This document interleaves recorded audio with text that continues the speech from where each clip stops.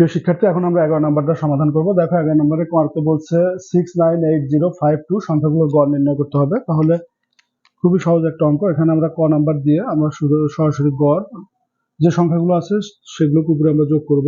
9 + 8 + 0 + 5 + 2 ভাগ মোট কতগুলো সংখ্যা ছিল 1 2 3 4 5 6, তাহলে 6 দ্বারা ভাগ করব।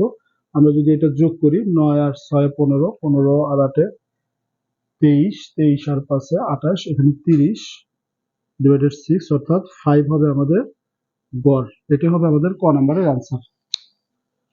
তো এখন আমরা খ নাম্বারটা করব। খ নাম্বারে বলছে প্রদত্ত সারণীর মধ্যক নির্ণয় করতে হবে। প্রদত্ত সারণীর মধ্যক নির্ণয়ের জন্য এই ছকটাকে আমরা তিনটা কলামে ভাগ করব।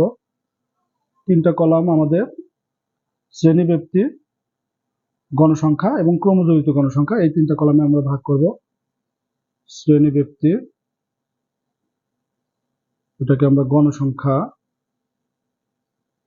এটা হলো ক্রমযোজিত গণসংখ্যা, ক্রমযোজিত গণসংখ্যা। তাহলে এখানে শ্রেণীব্যাপ্তি আছে আমাদের 31 থেকে 40, তারপরে আছে 41 থেকে 50, তারপরে আছে 51 থেকে 60, তারপরে আছে 61 থেকে 70, তারপরে আছে 71 থেকে 80, তারপরে আছে 81 থেকে 90, তারপরে আছে 91 থেকে 100।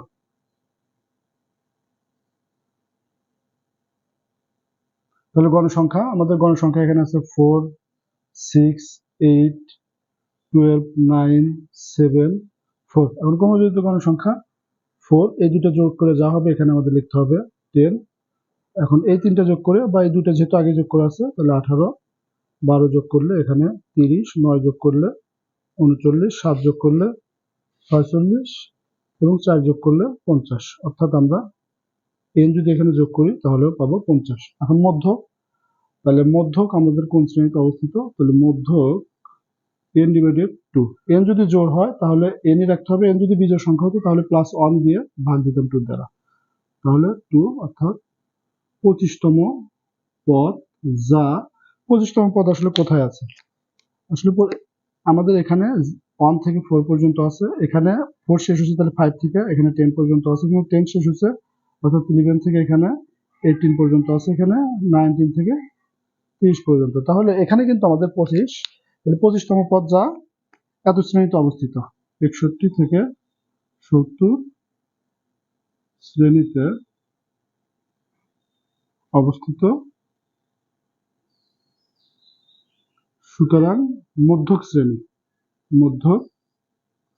শ্রেণী আমরা পেয়ে গেলাম 61 থেকে 70। এই 25 যেখানে আছে সে বরাবর যে শ্রেণীটা, এটা আমাদের মধ্যক শ্রেণী। তাহলে এখন আমরা জানি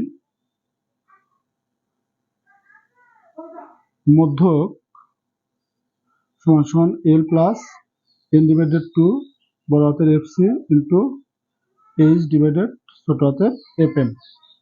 তাহলে এখানে আমাদের কোনটা কি সেটা যদি আমরা লিখি, এলটা হলো মধ্যক শ্রেণীর নিম্নসীমা। মধ্যক শ্রেণীর নিম্নসীমা এখানে কত? 61।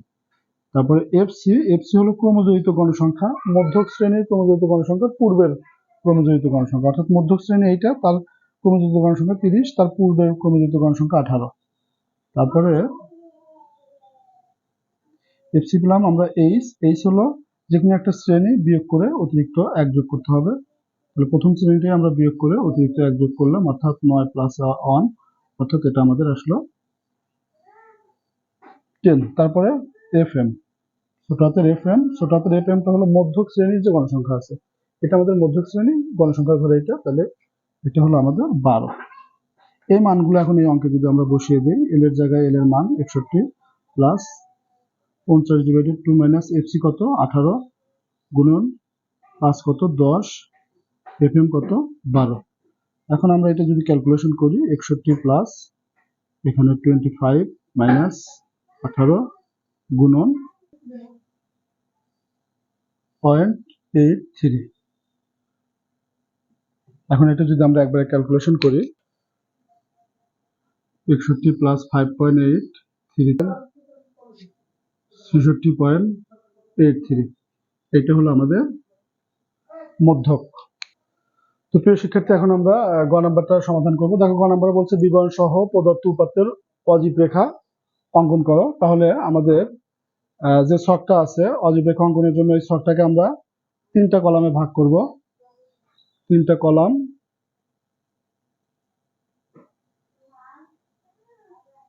আমাদের শ্রেণী ব্যক্তির গণসংখ্যা ক্রমযোজিত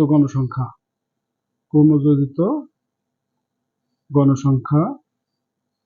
তাহলে শ্রেণী ব্যক্তি আছে আমাদের 31 থেকে 40, তারপরে 41 থেকে 50, তারপরে 51 থেকে 60, তারপরে 61 থেকে 70, তারপরে 71 থেকে 80, 81 থেকে 90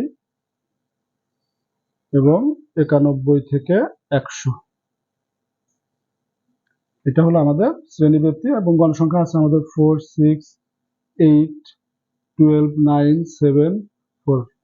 এখানে 10, এখানে 18, এখানে 30, এখানে 39, এখানে 46, এখানে 50।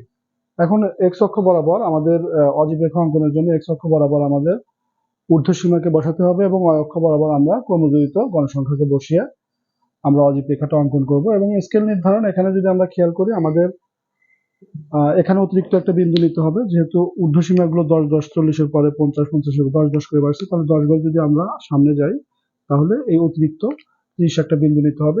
তাহলে 30 থেকে 100 আমাদের গ্রাফটা কিন্তু, যদি আমরা সংখ্যা ছোট না করে দেই গ্রাফের এটাকে, তাহলে কিন্তু এটা বড় হয়ে যাবে। অর্থাৎ এক ঘরের মধ্যে আমরা 2 একক করে নেব। এক্স অক্ষ বরাবর এক ঘরের মধ্যে 2 একক নেব, ওয়াই অক্ষ বরাবর এক ঘরের মধ্যে আমরা 2 একক নেব। তাহলে আমরা, এটা হলো আমাদের এক্স অক্ষ, এটা আমাদের ওয়াই অক্ষ। এখানে আমরা ভেঙে দিলাম এবং ভাঙা অংশ দ্বারা আমরা 0 থেকে 30 পর্যন্তকে বুঝাবো। তাহলে এটা আমাদের 30, এখানে আমরা লিখবো 40, এখানে আমরা লিখবো 50, এখানে আমরা লিখবো 60, এখানে লিখবো 70, এখানে 80, এখানে 90, এখানে 100। এখন তারপরে আমরা ওই অক্ষ বরাবর আমরা 5 ঘর 50 পর্যন্ত লাগবে। তাহলে এখানে আমরা 10, যেহেতু এক এককের মধ্যে একটা ঘরের মধ্যে আমরা 2 একক করে লিখতেছি, তাহলে এটা 20, এটা 30, এটা 40, এটা 50। বা একটা অতিরিক্ত বিন্দু নিলাম। এখানে আমরা লিখছি কি ঊর্ধ্বসীমাকে বসাইছি আমরা এক্স অক্ষ বরাবর, আর এখানে বসাইছি আমরা ক্রমযোজিত গণসংখ্যা।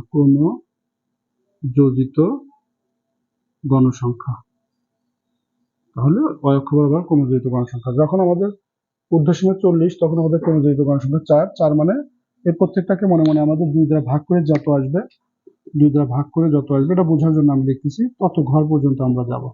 যেহেতু 2 বর্গ ঘরে আমরা 1 বর্গ ঘরে 2 একক লিখছি, এই জন্য একে 2 বর্গ ঘর দিয়ে যে আসবে সেই ঘর পর্যন্ত আমরা যাব। তাহলে 40-এর জন্য আমরা 2 দ্বারা ভাগ করলে এটা 2 ঘর হবে, অর্থাৎ 40 আমাদের 2 ঘর যেতে হবে। তারপরে 50-এর জন্য আমরা 5কে 2 দ্বারা ভাগ করলে কিন্তু 5 হবে, অর্থাৎ 5 ঘর আমরা গুণে 5 ঘর পর্যন্ত যাব। 5 ঘর গেলে আমাদের 10 একক হয়ে যাবে। তারপরে আমরা 60-এর জন্য আমরা যদি 18কে 2 দ্বারা ভাগ করি, তাহলে 9 ঘর যাব। 60-এর জন্য আমরা 9 ঘর মানে 10 ঘরের 1 ঘর ঠিক নিচে আমরা অবস্থান করব। তারপরে 70-এর জন্য আমরা 15 ঘর যেতে হবে। 70-এর বরাবর আমরা 15 ঘরে যাব 70 বরাবর। তারপরে 80-এর জন্য আমরা 39কে 2 দ্বারা ভাগ করলে এটা হবে 19.5, অর্থাৎ 20 ঘরের একটু নিচে বা 20 এবং 21-এর মাঝামাঝি এরকম একটা জায়গা আমরা পাবো। এছাড়াও 23 ঘর যেতে হবে। 90 বরাবর আমাদের 23 ঘর যেতে হবে। 20 বা 23 ঘর যাব। তারপর 100 বরাবর আমরা 25 ঘর যাব। 100 বরাবর আমরা 25 ঘর। এখন এটা হাত দিয়ে, এটা কোনো স্কেল দিয়ে না, এটা হাত দিয়ে আমাদের স্মুথলি এই বিন্দুগুলো যোগ করে দিতে হবে। তাহলে আমরা এই যে গ্রাফটা পেলাম, এটাকে আমরা, বা যে রেখাটা পেলাম, এটাই আমরা অজীব রেখা। তাহলে চিত্রে আমরা কি বলবো? চিত্র অজীব রেখা।